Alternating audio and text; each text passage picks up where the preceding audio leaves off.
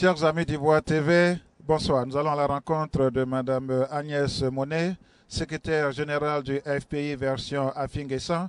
Nous le savons tous, le FPI connaît aujourd'hui un bicéphalisme. D'un côté, Afinguessan, de l'autre côté, Abdraman Sangaré, qui détient la légalité, qui détient la constitutionnalité, qui détient aujourd'hui le pouvoir au niveau du FPI, pendant que le président Gbagbo est encore à La Haye. Pourquoi cette division? Quel est le poids du FPI sur l'échiquier national? Comment est-ce que le FPI peut repenser ses plaies pour devenir un et indivisible? Et puis, si le temps nous permet, nous allons discuter avec Mme Agnès Monet de cette coalition entre 10 partis politiques, dont le leader et le FPI. Kakabe, Essi Amara et Charles Konabani sont annoncés aussi dans cette coalition. Seule Mme Agnès Monet pourra nous apporter des éléments de réponse. Suivez-nous. Madame la secrétaire générale, bonsoir. Bonsoir, monsieur. Voilà, bonne arrivée ici aux États-Unis. Merci beaucoup. Voilà, nous avons tous lu à travers les médias sociaux ce qui se passe, mais avec vous, certainement qu'on aura un peu plus d'éclaircissement. Qu'est-ce qui se passe concrètement au FPI? Très bien, merci. Merci pour l'occasion que vous me donnez de pouvoir informer les frères, les sœurs, les amis, les sympathisants, les militants aussi du Front populaire ivoirien, puis tous les Ivoiriens de la diaspora. Qu'est-ce qui se passe au Front populaire ivoirien? Bon, je pense qu'il s'agit véritablement d'une question de positionnement. Et ce qui se passe aussi, il faut le reconnaître, ce sont les conséquences de la crise post-électorale qui a secoué la Côte d'Ivoire. Et donc, ces conséquences, c'est quoi? C'est par exemple l'arrestation, l'emprisonnement de toute la direction du Front populaire ivoirien. Le président Pascal Afinguessan a été arrêté. Il a fait plus de 2 ans. Les vice-présidents Abdraman Sangaré, Simone Gbagbo, toute la tête a été donc arrêtée. Et entre-temps, il y a eu donc une direction intérimaire qui s'est mise en place avec le camarade Miaka Oreto, qui est le secrétaire général, selon les textes, donc est devenu le président par intérim du Front populaire ivoirien. Le camarade Laurent Akoun, secrétaire général adjoint, devenu donc le secrétaire général du Front populaire ivoirien. Et donc, il y a eu toute une direction qui s'est mise en place et qui a travaillé, qui a fait vraiment ce qu'elle a pu dans un moment extrêmement difficile pour que le parti ne meure pas, pour que le parti soit debout, et donc qui a déjà engagé, disons, le dialogue, les négociations avec le pouvoir. Et après 2 ans et demi de prison, le président du Front populaire ivoirien, le président statutaire, est donc sorti de prison.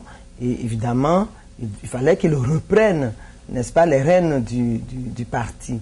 Et je pense que c'est à partir de ce moment qu'il y a eu quelques grincements, etc. Et donc, ça a créé des dysfonctionnements. Ça, il faut que nous puissions le reconnaître. Cela a créé des dysfonctionnements, ce qui a conduit, le 4 juillet, à procéder à un réaménagement technique au niveau du secrétariat général. Et c'est à la faveur de ce réaménagement-là que j'ai été nommé secrétaire général et porte-parole du Front populaire ivoirien. Disons en remplacement du camarade Laurent Akoun, qui a été donc nommé vice-président. Et donc, cela a été mal ressenti, mal vécu. Et disons que ce qui, de mon point de vue, était une conséquence, finalement, a été vu comme une cause de la crise, etc.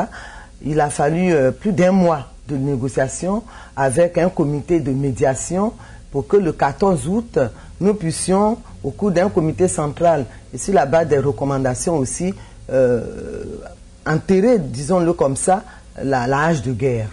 Et nous avons continué de fonctionner, le parti a continué de fonctionner, chacun a retrouvé donc sa place, ses fonctions, etc. Jusqu'à ce que nous passions, n'est-ce pas, à la préparation du congrès. Du congrès initialement prévu du 12 au 14 décembre 2014. les textes ont été adoptés, un comité d'orientation a été mis en place. Et là où les choses ont rebondi, c'est par rapport à la question des candidatures. Par rapport à la question des candidatures. Parce qu'effectivement, lors de la rentrée politique des camarades de Gagnoua, la fédération de Gagnoua, il y a eu un secrétaire général de fédération, le camarade Soro Kelefoa, qui a donc exprimé son désir de voir le président Laurent Gbagbo candidat lors de ce congrès-là à la présidence du Front populaire ivoirien. Donc ce qu'ils ont appelé l'appel de Mama. Au retour de Mama, à la fin du mois d'octobre, 4 fédéraux conduits par le camarade Michel Gbagbo ont déposé la candidature, enfin une demande, disons, fait la demande de candidature du président Laurent Gbagbo. Alors, madame la secrétaire générale, par rapport à tout ce que vous expliquez, qui détient aujourd'hui la légalité du FPI, puisqu'on sait que le FPI aujourd'hui est un parti bicéphale? Non, pas du tout. Il n'y a pas 2 présidents. Il ne peut pas y avoir 2 présidents au Front populaire ivoirien. Alors, constitutionnellement parlant, constitutionnellement, c'est le camarade Pascal Affi-N'Guessan. Alors, que pensez-vous de la nomination de Abdraman Sangaré? On ne nomme pas le président au Front populaire ivoirien. Le président est élu. Vous pensez qu'il y a une violation flagrante des textes du Oui, FPI? tout à fait. On l'a déjà dit. Il y a une violation flagrante des textes du Front populaire ivoirien parce que c'est le Congrès qui est habilité, n'est-ce pas, à élire le président du Front populaire ivoirien. Quelles sont les prérogatives au niveau du FPI? À quel moment exactement l'Assemblée sans congrès peut désigner un président comme le Aucune assemblée ne peut désigner un président. Le comité central, parlons-en, hein, le prétendu comité central extraordinaire organisé par les camarades, d'abord c'est non statutaire. C'est non statutaire. Ce comité qui avait été annoncé pour le vendredi, je crois 6 mars, finalement s'est tenu en un lieu clos, en un lieu privé, en un lieu clos, le jeudi, je crois, le jeudi 5 mars, et en violation de tous les textes. Parce que le comité central du Front populaire ivoirien est toujours présidé par le président du Front populaire ivoirien. Qu'est-ce qu'on reproche concrètement à M. Affi? Ce qu'on lui reproche, c'est cela que je parle de positionnement, d'une bataille de positionnement. Parce que qu'est-ce qu'on lui reproche? Affi est sorti de prison, il a commencé à faire sa tournée, il appelait ça tournée de mobilisation, tournée de compassion. Le FPI était debout, il était accueilli partout avec ferveur. Et tout le monde était heureux de reporter les symboles du Front populaire ivoirien. Et à partir de ce moment-là, bon, il s'est trouvé des camarades pour dire que Affi veut tourner la page de Gbagbo. Tout est parti de là. Affi veut tourner la page de Gbagbo et il s'en est suivi toute une série d'accusations non fondées. On l'accuse d'avoir tourné la page de Gbagbo, de rouler pour le pouvoir, etc. Lui, d'être à la solde du pouvoir. Même on a accusé le président français d'être aussi à la base. Et c'est à partir de ce moment-là. Et là encore, ça allait. Mais jusqu'à ce que la dernière trouvaille soit l'instrumentalisation faite autour du nom du président Laurent Gbagbo. Et tout le monde sait l'attachement affectif que les Ivoiriens, dans leur majorité, et le Front populaire, les militants du Front populaire en particulier, ont pour le président Laurent Gbagbo.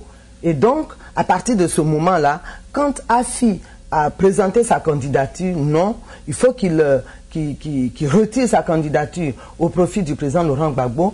Et ce qui était flagrant, c'était que une proposition de candidature a été muée en acte de candidature par le comité de contrôle. Alors, Madame la secrétaire générale, tout à l'heure dans vos propos, je vous prends un mot. Vous disiez le FPI était debout. Quelle est la position actuelle du FPI? Le FPI est debout. Le FPI est debout. Il est debout AFI a procédé à un réaménagement pour travailler avec ceux qui veulent travailler, qui veulent que les choses bougent, parce qu'on ne va pas prendre le parti en otage dans l'illégalité, en créant la confusion au niveau même des militants, en créant la confusion au niveau même des Ivoiriens. Donc effectivement, il a pris ses responsabilités. Ceux qui ne veulent pas travailler avec lui, comment vous pouvez comprendre que des camarades qui ont été nommés par le président AFI puissent déclarer que AFI n'est plus le président du Front populaire ivoirien? Alors quelle interprétation faites-vous aujourd'hui de ces coalitions? On a vu le président Mamadou Koulibaly, des leaders, aller saluer Abdraman Sangaré, apporter sa voix, son soutien à Abdraman Sangaré. Il a aussi annoncé que très bientôt Kakabe, Essi Amara et Charles Konaboni vont s'allier à cette coalition. Alors vous, aujourd'hui, quelle est votre force sur l'échiquier politique national? Notre force, c'est que ce sont nos militants. Ce sont nos militants. Et donc, parce que je ne veux pas du tout lancer la pierre à qui que ce soit, jeter la pierre à qui que ce soit. Mais la politique, c'est le terrain. C'est le terrain, c'est ça qui fait la politique. Ce ne sont pas les discours, ce ne sont pas... Alors justement, pour revenir à cette coalition, parce que c'est ici que j'ai appris donc ce mouvement-là, peut-être que c'est à cela que les camarades voulaient en venir. Et cela montre que finalement, ce qui se passe au Front populaire ivoirien, c'est le tout sauf AFI. Moi, je pense que ce mouvement-là, il faut le comprendre comme ça. C'est tout sauf AFI. Comment comprendre aujourd'hui que le vice-président Abdraman Sangaré puisse être au sein d'une coalition avec Mamadou Koulibaly, avec, comment dire, je ne sais pas, s'il faut parler aussi de dissidence du RHDP. Donc moi je pense que c'est un complot contre AFI, et c'est pour cela que je parle de lutte de positionnement. C'est regrettable, mais qu'est-ce qu'on lui reproche? De quoi disposez-vous aujourd'hui comme logistique, comme moyen pour occuper le terrain, pour établir M. Afi dans ses droits? Mais Afi est dans ses droits. Afi est dans ses droits parce que Afi représente la légalité. Il est dans ses droits. Mais il y a une situation de fait. Mais quelle est cette situation de fait? Ce n'est pas reconnu, c'est illégal. C'est illégal. Et justement, c'est pour cela que on a saisi la justice pour justement interdire, n'est-ce pas? Non, pas interdire, mais annuler toutes les décisions prises par cette réunion illégale. Je pense que les camarades, le président Afi a tenté tous les rapprochements possibles. Mais finalement, eux-mêmes, ils se sont inscrits dans l'illégalité. Vous confisquez un peu leur liberté d'expression? Non, pas du tout. Pas du tout. Pas du tout. Les gens s'expriment. Mais il faut s'exprimer dans le respect de nos textes. Il faut s'exprimer dans le respect de nos textes. Et ce qui est malheureux, le président Laurent Gbagbo, pour qui ils prétendent se battre, mais il n'y a pas plus constitutionnaliste que lui. Il a dit, c'est parce qu'il a respecté les lois de son pays, de notre pays, qu'aujourd'hui le président Laurent Gbagbo est à la CPI. Et par conséquent, nous ne pouvons pas accepter qu'en manipulant, en instrumentalisant le nom du président Gbagbo, qu'on puisse se permettre de fouler aux pieds les textes du Front populaire ivoirien. Alors, pendant que vous vous battez au FPI, voilà, de l'autre côté, vos opposants sont en train d'occuper tout le terrain. Quel terrain? Alors, est-ce que vous pensez qu'aujourd'hui, par rapport aux élections à venir, est-ce que vous pensez que vous représentez un poids? Mais justement, nous représentons un poids. Quand vous dites ils occupent, quel terrain ils occupent? Ce n'est pas dans les journaux qu'on occupe le terrain. Le terrain, c'est quelque chose de concret. Le président est en train de faire le tour de la Côte d'Ivoire. Qui? Alassane? Oui, mais nous, si on fait le tour de la Côte d'Ivoire, vous n'avez pas appris que, justement, pour désintoxiquer nos camarades, les Ivoiriens, qu'il y a eu des délégations, il y a eu 110 délégations qui ont été constituées, qui ont sillonné, justement, toutes les fédérations de la Côte d'Ivoire. Alors, vous êtes ici aux États-Unis, M. Afi est en train de faire une tournée ouest-africaine, je pense bien. Qu'est-ce que vous recherchez au juste? Mais ce que nous recherchons, c'est toujours la diplomatie. Et c'est ça, la négociation, c'est ça la politique. C'est comme cela que Laurent Gbagbo... Vous avez besoin de personnes, de tierces personnes mais bien sûr. Pour régler le problème du FPI? Ce n'est pas le problème du FPI. Parce qu'aujourd'hui, quelle est la priorité? au niveau du Front populaire ivoirien. La priorité, c'est aussi la libération du président Laurent Gbagbo. Parce que nous sommes convaincus que c'est ce qu'il subit, c'est simplement la politique, c'est la politique qui l'a mené là où il est. Et donc, secrétaire général, oui, dans votre désunion, vous voulez que le président Gbagbo soit libéré, comme on a l'habitude de le dire, l'union fait la force, mais là vous ne faites pas. Oui, mais vous savez, ça arrive à tous les partis politiques. Nous sommes à un tournant de notre histoire. En ce sens que le fondateur, qui est Laurent Gbagbo, aujourd'hui, il est à la CPI. Donc, effectivement, il y a une question de positionnement qui va prendre la tête du parti. Mais nous pensons que nous allons quand même nous en sortir. Et nous sommes, combien de temps ça va vous prendre pour y arriver? Combien de temps? Mais chaque jour, on y travaille. On y travaille chaque jour. Vous baignez dans un optimisme béat de pouvoir réconcilier un peu tout le monde au niveau du FPI? Pas du tout. On ne baigne pas du tout dans un optimisme béat. Moi, je suis du terrain. J'ai fait ma tournée dans ma fédération avant de venir ici. Vous comprenez? Donc, un ne marche pas, mais un autre qui prend le travail. Hein. On a refait le secrétariat général, on a renforcé, n'est-ce pas, les compétences, on a fait appel à tous ceux qui veulent que les choses changent, selon les textes du Front populaire ivoirien, parce que notre slogan, justement, c'est asseyons-nous et discutons. Et nous ne pouvons pas comprendre qu'aujourd'hui, même pendant nos tournées, il s'est trouvé des camarades pour envoyer des messages pour que nous ne puissions pas faire ces tournées-là. Non, c'est pas ça la démocratie. Abdraman aujourd'hui a publié la liste de son bureau. Madame Simone Gbagbo est vice-présidente. Donc ça fait qu'il y a aujourd'hui deux têtes. Oui, mais l'autre tête n'est pas reconnue. On est quand même... L'autre tête n'est pas reconnue. Alors c'est quel FPI? C'est quel FPI? Là, comment ça s'appelle? C'est à vous de nous le dire. Ah non, nous c'est le FPI. C'est à vous de nous le dire. On peut appeler FPI opposition? Je n'en sais rien, mais il faut encore que ce soit reconnu. Parce que le FPI qui est là depuis, comment on appelle ça, depuis l'élection du président Affi N'Guessan, c'est aussi un récépissé qui fait que le FPI est reconnu. Est-ce qu'on peut penser à une éventuelle tribalisation du FPI? Affi N'Guessan à Nîmes et les Atiers, tous les Akans vont se rallier au niveau des Affi N'Guessan. Abdraman et les BT vont aller ensemble. Mais pourquoi vous dites Abdraman et les BT? Je pense que c'est peut-être une analyse que je fais. Oui, tout à fait, mais non, nous ne voulons pas du tout de cette analyse-là. Et nous refusons ce genre de raccourci. Oui, mais est-ce que vous ne pensez pas que c'est ce qu'on constate maintenant? Non, pas du tout, parce que Simone, c'est vrai que peut-être par alliance elle est BT, mais non. De la même manière qu'il y a des BT, etc., des Akans du côté, au niveau du Front populaire ivoirien statutaire, dirigé par le président Affi N'Guessan, de la même manière aussi, dans la dissidence, il y a toutes les régions du pays. Vous êtes reconnu par le pouvoir en place. Est-ce que vous pensez être en position de force? Nous le pensons. Vous êtes aujourd'hui majoritaire? Nous le pensons. Nous le sommes. Sur la base de quoi? Mais par rapport au travail que nous faisons, parce que, écoutez, quand vous prenez par exemple les fédérations, aujourd'hui, le Front populaire ivoirien, c'est 110 fédérations, avec 106 qui travaillent. Il y a au moins 80 qui sont avec Pascal Affi N'Guessan, qui sont avec le Front populaire statutaire. Quand vous prenez par exemple les secrétaires nationaux de région, sur la quarantaine, il y a une quinzaine qui se retrouvent dans la dissidence. Vous comprenez? Donc nous pensons que nous sommes majoritaires. Nous sommes majoritaires. Alors, les élections à venir, votre point de vue, votre position? Notre position de principe, c'est la participation aux élections. Gagner ou participer? Mais évidemment, si on participe, c'est pour gagner. Les autres ont fait une coalition, vous n'avez pas encore cette coalition?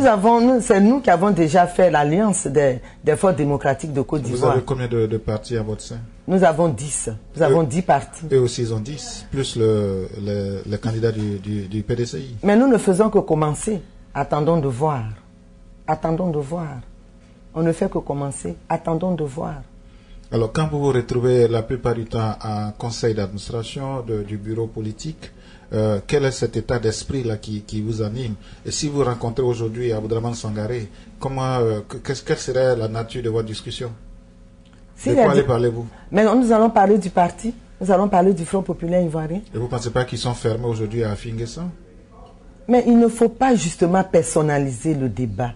Je pense que nous avons... Ce n'est pas ce qu'on constate. Nous avons tous... C'est malheureux.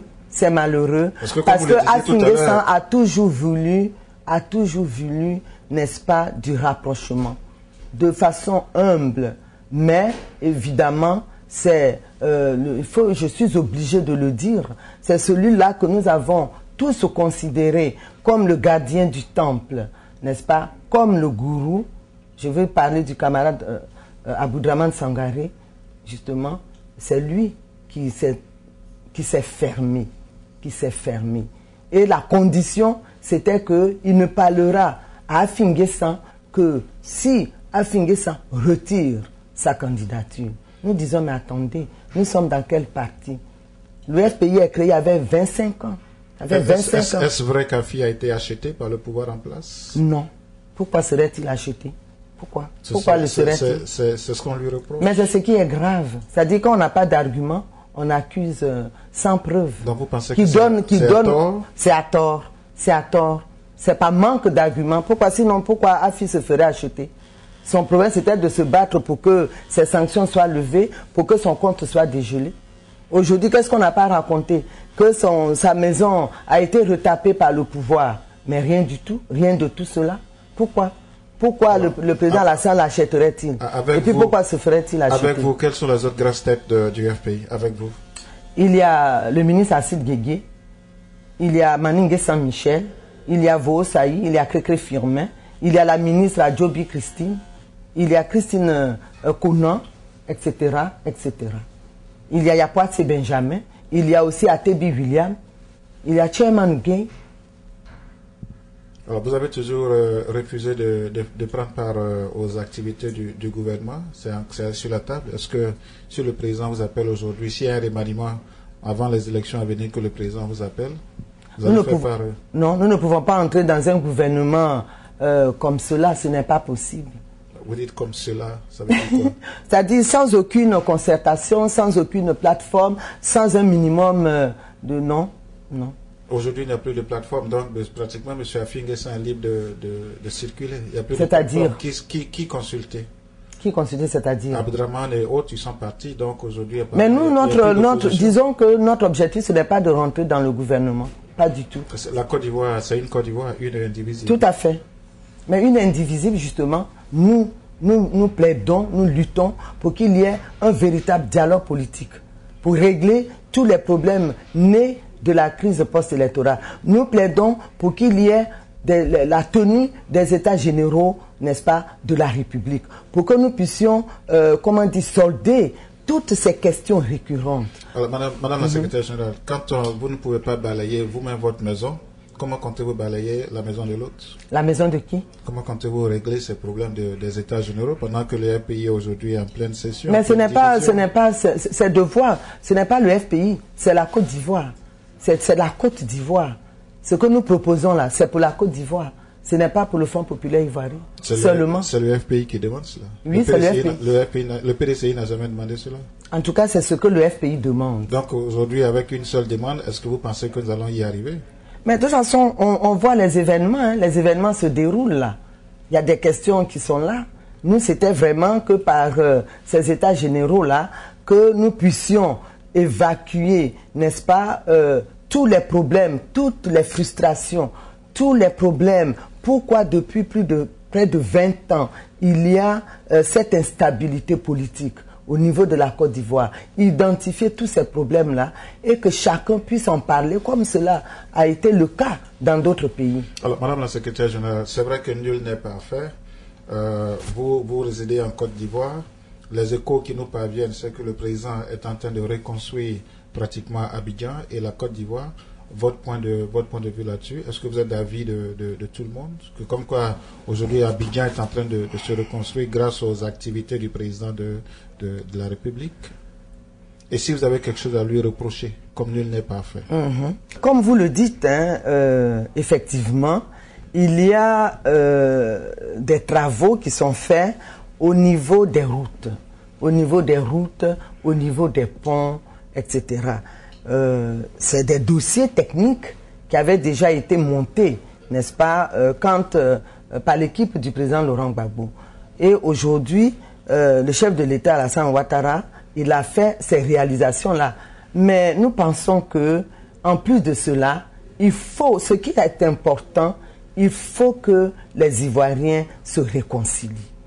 il faut que nous puissions solder, n'est-ce pas, tout ce qui est né de la crise post-électorale. Il faut que tous les Ivoiriens se sentent concernés par ce qui se passe. Mais aujourd'hui, ce n'est pas le cas. Et puis, il y a la cherté de la vie. Il y a la paupérisation qui est réelle en milieu rural. En milieu rural.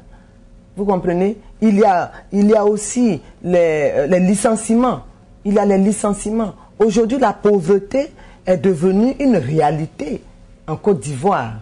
Sans compter justement par rapport à la reconstruction, n'est-ce pas, de la capitale. Parce que c'est surtout à Abidjan que cela se voit.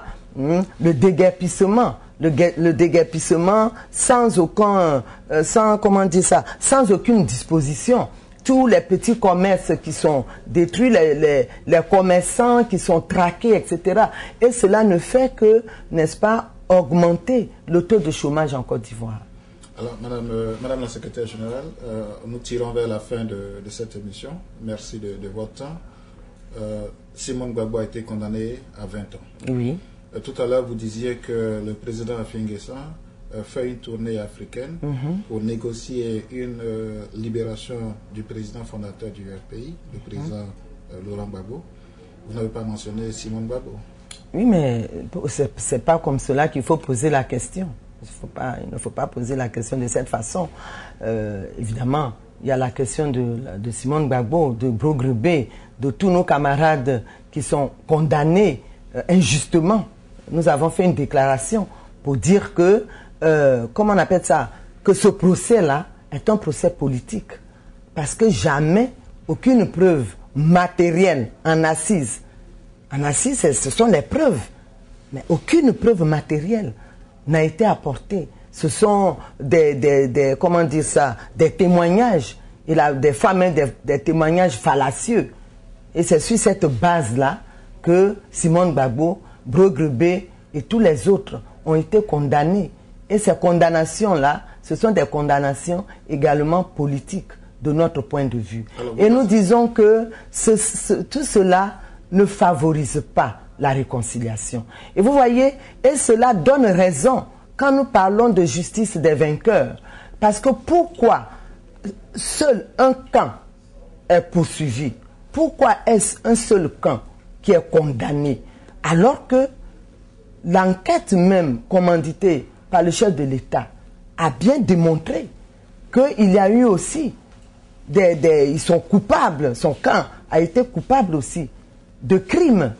Mais on attend quoi pour les juger aussi? C'est un peu la lenteur administrative. Le président, mais pourquoi? Le président a toujours mais pourquoi d'un côté il y a la célérité et puis de l'autre côté il y a la lenteur? Le président a toujours dit que ceux qui ont commis des actes coupables dans son camp seraient punis. Mais il est grand temps qu'on passe effectivement à l'acte. Il faut les identifier. Il faut qu'on passe à l'acte, mais de la manière dont on a identifié les autres, on les a aussi identifiés. Alors, vous ne pensez pas que, est-ce que vos palabres ne condamnent pas davantage ceux qui sont déjà en prison? Mais c'est dommage, parce que justement, pendant ces palabres-là, on fait que, effectivement, les assises se sont déroulées, moi je dirais même, dans l'indifférence.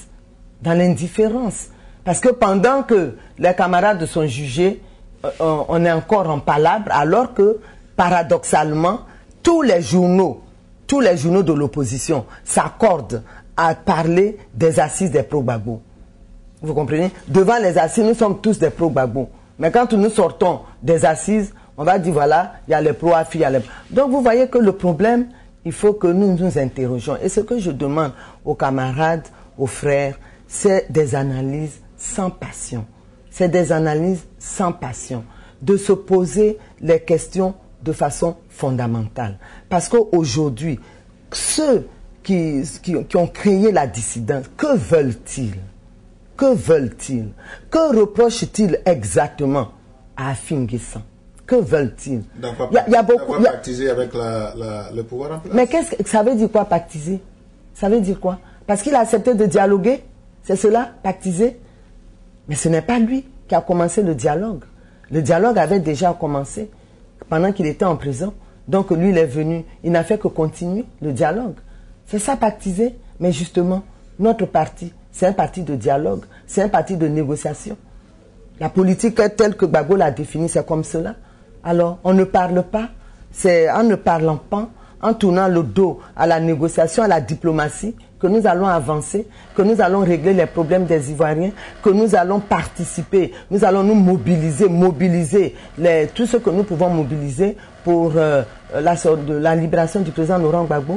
Nous avons condamné ce procès politique-là, nous avons condamné ces verdicts aussi politiques, et nous disons que ce n'est pas cela la solution. Ce n'est pas ce qui va nous faire avancer. Qu'aujourd'hui, les Ivoiriens ont besoin de se retrouver et il faut que le chef de l'État accepte une vraie réconciliation. Parce que le pays, ça ne va pas avancer. On chante. Il paraît qu'actuellement, il y a un panel de haut niveau sur l'émergence de l'Afrique.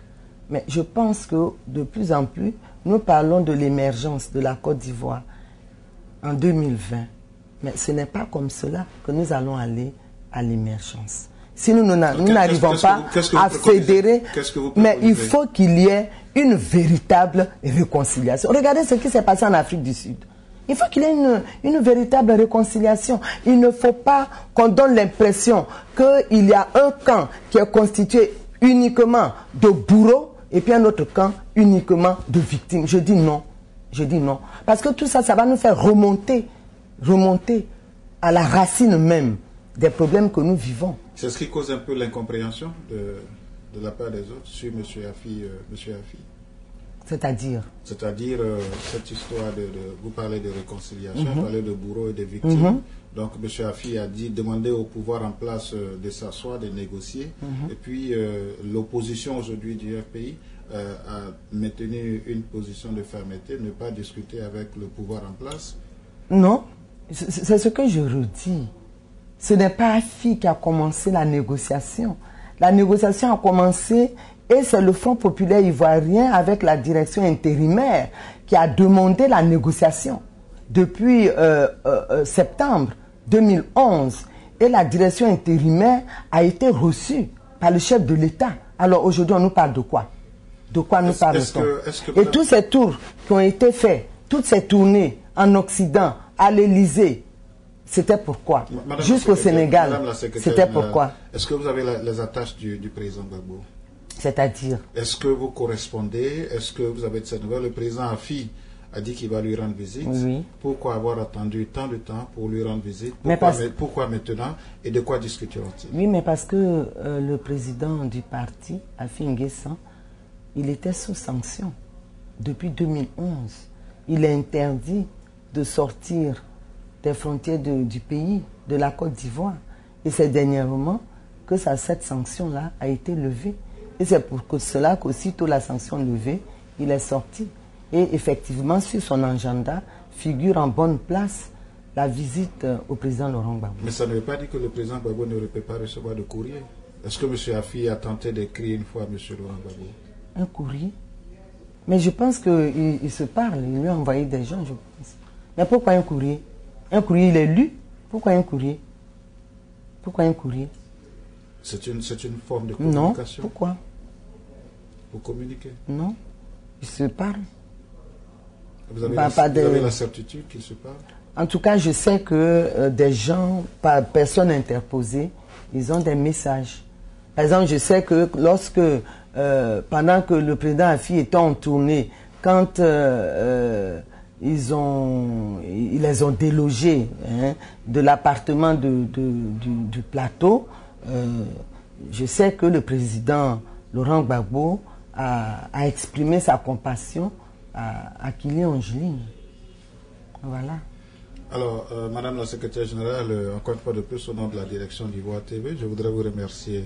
Je sais que vous avez un programme très chargé. Et quand on vous a appelé pour avoir cet entretien, vous n'avez pas dit non pour éclairer la lanterne du commun des mortels sur ce qui se passe au FPI. Alors, quel est le message assez particulier que vous avez à lancer, non seulement aux membres du FPI, tous azimuts, mais à la Côte d'Ivoire tout entière? D'abord, à la Côte d'Ivoire, mon message, c'est que c'est que chacun à son niveau, quel que soit le parti auquel nous appartenons, c'est vraiment d'œuvrer à une réconciliation réelle des fils et des filles de la Côte d'Ivoire. C'est important pour qu'ensemble nous puissions, n'est-ce pas, aller dans le sens du développement. C'est important. Parce que tous, nous n'avons que la Côte d'Ivoire, tous, nous sommes là pour la Côte d'Ivoire et il ne faut pas qu'il y ait une catégorisation et qu'une partie des filles et des fils de la Côte d'Ivoire soit laissée pour compte dans le schéma de développement de la Côte d'Ivoire. Il faut qu'on corrige un certain nombre de choses. C'est vrai, nous parlons de justice des vainqueurs, nous parlons aussi du rattrapage, etc. Il faut que nous puissions nous regarder en frères, que l'amour fraternel puisse revenir au niveau des Ivoiriens et que nous puissions, dans la sérénité, nous donner la main, mais il faut que cela passe par une réelle réconciliation. Il faut que cela passe par une véritable réconciliation. Et il n'y a que le chef de l'État. Qu'est-ce qu'on n'a pas dit à Gbagbo? Quel compromis? Qu'est-ce que Gbagbo n'a pas fait pour qu'on en arrive là où on est? Donc, il faut que le chef de l'État se dise qu'il est de son devoir de réconcilier toutes les filles et tous les fils de la Côte d'Ivoire. Ça, c'est ce que je lui demande. Et au niveau du Front populaire ivoirien, je pense qu'il faut que nous nous ressaisissions. Il faut que nous nous ressaisissions. Surtout les camarades qui parlent au nom du président Laurent Gbagbo, il faut que nous puissions aller à l'école du président Laurent Gbagbo. Cet homme tolérant, ce démocrate, cet homme humble, et que l'humilité puisse nous habiter pour que vraiment nous puissions de façon sereine aller à l'essentiel. Et la réconciliation, il faut que nous puissions la réussir pour que la cohésion, l'unité reviennent au sein du Front populaire ivoirien. C'est à cela, c'est à cette condition-là que nous allons pouvoir gagner. Ce n'est pas en allant nous faire des coalitions. Non, je pense que il faut que nous puissions nous ressaisir et que nous puissions revenir aux valeurs fondamentales du Front populaire ivoirien. C'est-à-dire quoi? C'est-à-dire le débat, c'est-à-dire la discussion. Asseyons-nous et discutons l'humilité, la justice, la vérité et le respect de l'autre. Et que nous soyons vraiment un parti démocratique, un parti moderne. Que nous sortions des schémas, de certains schémas qui ne nous font pas avancer. Voilà. Donc voilà, je voudrais aussi vous dire merci pour l'opportunité que vous m'offrez, n'est-ce pas, à parler. Je n'ai pas épuisé toute la question, mais je pense qu'aujourd'hui, il faut que nous nous ressaisissions et que nous puissions redevenir ce parti statutaire. Nous avons des textes fondamentaux que nous nous sommes donnés. Ne faisons pas, évitons la rébellion parce que ça ne nous conduit nulle part. Nous sommes là en train d'en souffrir et c'est ce qui fait qu'aujourd'hui, nous sommes dans l'impasse. Donc, revenons à nos textes et travaillons par rapport à nos textes. Voilà ce que je voudrais dire. Chers amis d'Ivoire TV, je recevais ce soir Mme Agnès Monet, secrétaire générale et porte-parole du Front populaire ivoirien. Elle travaille avec M. Afing Guessan. Elle est le numéro 2 du FPI, constitutionnellement parlant, légalement parlant. Elle a accepté de se prêter à nos questions ce soir. Mme Agnès Monet, merci beaucoup. Et puis, bon retour, voilà, je voudrais bien vous serrer la main. Merci bon aussi. Bon retour en Côte d'Ivoire. Et nous comptons sur vous pour que notre Côte d'Ivoire soit toujours debout pour les générations futures. Merci beaucoup. Nous allons y travailler. Merci. Vous l'avez découvert ici. Encore un hit que vous avez découvert. Ivoire TV. Ivoire TV.